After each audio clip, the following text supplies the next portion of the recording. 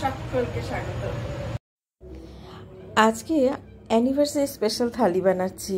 বুঝতেই পেরেছেন আজকে আমাদের অ্যানিভার্সারি।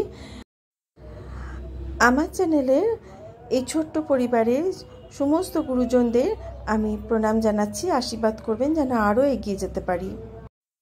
আজকে মহারাষ্ট্রিয়ান থালি বানাচ্ছি আর আমরাস দিয়ে প্রথমে शुरू করছি। महाराष्ट्रीयन व्ह्यूअर्सना मी रिक्वेस्ट करते, कसा झाला हे प्लीज तुम्ही कमेंटमध्ये सांगा। আমরাসের জন্য এখানে একটা গোটা পাকা ভালো আম নিয়েছি। আমি হিমসাগর আম নিয়েছি, আপনারা যে কোনো আম নিতে পারেন যেটা অ্যাভেলেবেল থাকবে। পুরো পাল্পটা মিক্সিং জারে দিয়ে দিচ্ছি আর তার সঙ্গে দিচ্ছি 1 চামচ মতন একটু স্যাফরন বা কেশর মেশানো দুধ, আর দিচ্ছি এই 1.5 চামচ মতো চিনি। আমটা খুব মিষ্টি সেজন্য বেশি চিনি দিইনি। ব্যাস মিক্সিতে ঘুরিয়ে নিলেই আপনাদের আমরাস তৈরি হয়ে যাবে। এই আমরাস কিন্তু মহারাষ্ট্রে ভীষণ প্রিয়। যেটা থাকবে সেই ড্রাই ফ্রুটস দিয়ে ওপর থেকে গার্নিশিং করে দেবেন। আমি পেস্তা ছিল, পেস্তা দিয়ে করলাম, আর একটুখানি স্যাফরন ওপর থেকে রেখে দিচ্ছি। আজকে অনেকগুলো ডিশ একসঙ্গে বানাচ্ছি তাই একটু তাড়াতাড়ি করছি। আমি নেক্সট বানাচ্ছি রাবড়ি। রাবড়ির জন্য এখানে 500 ml দুধ নিয়েছি। দুধটাকে একটু ঘন করতে বসিয়েই দিয়েছি।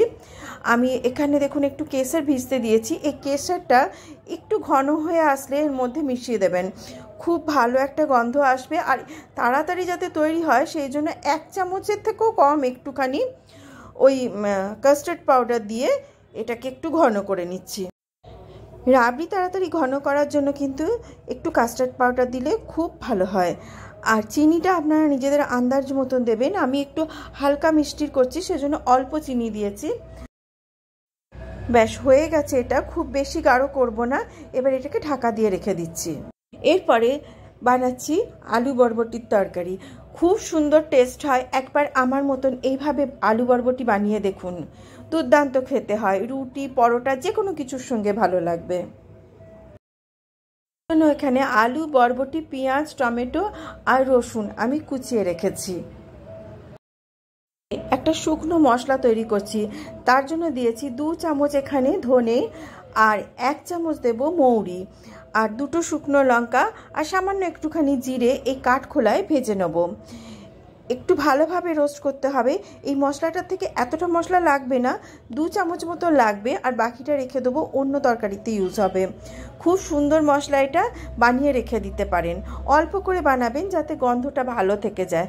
ব্যাস এই রোস্টটা হয়ে গেছে। এবার এটাকে একটা প্লেটে ঠান্ডা করতে দেবো, দিয়ে এটাকে গুঁড়িয়ে নেব। এবারে একটা কড়াই চাপিয়ে দিয়েছি দেখুন, আর এখানে বেশ একটুখানি তেল দিয়ে দিলাম। আন্দাজ মতন তেল দেবেন, সবজির আন্দাজ অনুযায়ী। আর তার মধ্যে দিচ্ছি 1 চামচ সর্ষে আর সামান্য একটু জিরের ফোড়ন। সর্ষে আর জিরে যখন ক্র্যাক করতে আরম্ভ করবে তখন প্রথমে আগে রসুনটা দিয়ে দেবেন, আর একটুখানি সামান্য হিং দিচ্ছি। তরকারি গন্ধটা আরও বেশি ভালো হবে। যদি হিং আপনারা অপছন্দ করেন তাহলে পরে স্কিপ করবেন, তবে রসুন একটুখানি বেশি দেবেন। রসুনটা দেওয়ার পরে কিন্তু পেঁয়াজটা দিয়ে দেবেন। পেঁয়াজটা আর রসুনটা একসঙ্গে ভাজা হবে, রসুন যেন পুড়ে না যায়। এবার এই দুটোকে একটু ট্রান্সলুসেন্ট হওয়া পর্যন্ত ভাজতে হবে। খুব বেশি এটা ভাজার দরকার নেই। আর এর মধ্যে মিশিয়ে দিচ্ছি অল্প 1/2 টিস্পুন মতন একটুখানি হলুদ, এই 1/2 টিস্পুন মতন লঙ্কার গুঁড়ো, আর সামান্য একটু ধনের গুঁড়ো। এই কটা দিয়ে একটুখানি ভেজেই সঙ্গে সঙ্গে ওই যে আলুটা কেটে রেখেছিলাম সেই আলুটা দিয়ে দিচ্ছি।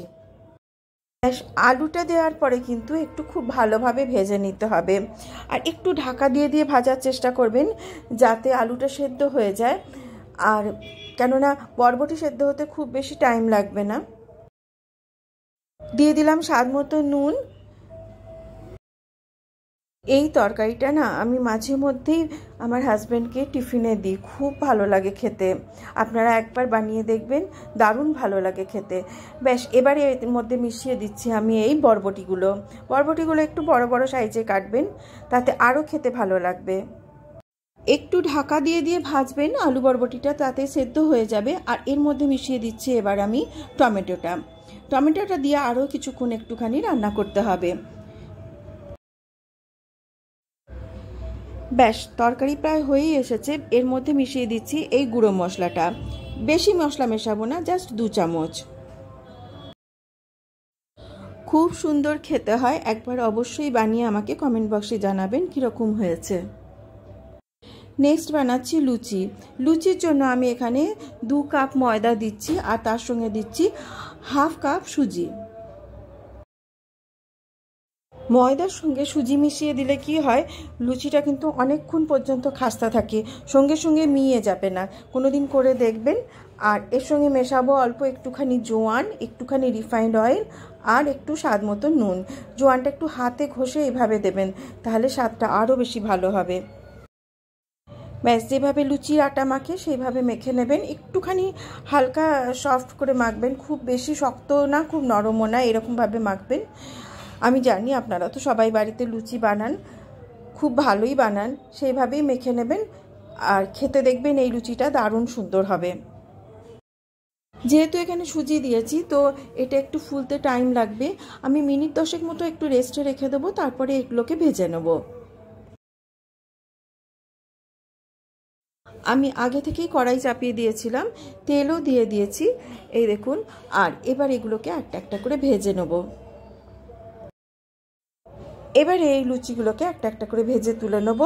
আর আমি দেখাচ্ছি আমি কিভাবে এটাকে পরিবেশন করছি, প্লিজ সঙ্গে থাকুন। আপনারা কীরকম লুচি খেতে পছন্দ করেন আমাকে কমেন্ট বক্সে জানাবেন।